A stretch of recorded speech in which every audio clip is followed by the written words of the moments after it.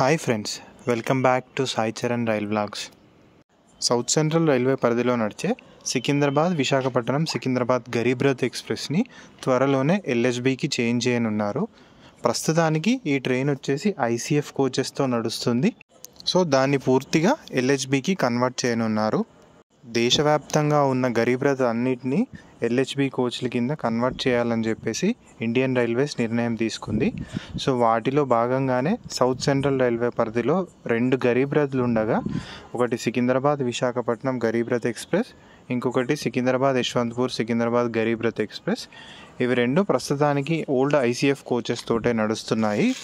So ప్రస్తుతానికి దానిలో ఒక ట్రైన్ సికింద్రాబాద్ విశాఖపట్నం సికింద్రాబాద్ గరీబ్ రథ్ ఎక్స్ప్రెస్ని ఎల్హెచ్బికి కన్వర్ట్ చేయబోతున్నారు.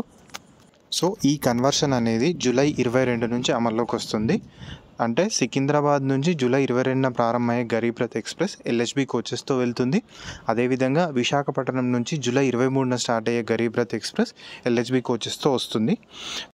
సో ఇప్పుడున్న ఐసీఎఫ్ గరీబ్ రథ్లో టోటల్ థర్డ్ ఏసీ కోచెసే ఉండగా, ఎల్హెచ్బి కన్వర్ట్ చేసిన తర్వాత వీటిని థర్డ్ ఏసీ ఎకానమిక్ కోచెస్ కింద మార్చనున్నారు. అంటే టోటల్గా 18 థర్డ్ ఏసీ ఎకానమీ కోచెస్ ఉంటాయి ఎల్హెచ్బి గరీబ్ రథ్లో. సో అదేవిధంగా 2 జనరేటర్ మోటార్ కార్స్ ఉంటాయి. అంటే టోటల్గా 20 కోచెస్తో ఈ ట్రైన్ అనేది నడుస్తుంది. సో ఇది దీనికి సంబంధించిన డీటెయిల్స్. ఈ వీడియో కనుక మీకు నచ్చినట్టయితే please like, share, subscribe to Sai Charan rail vlogs. Thank you for watching.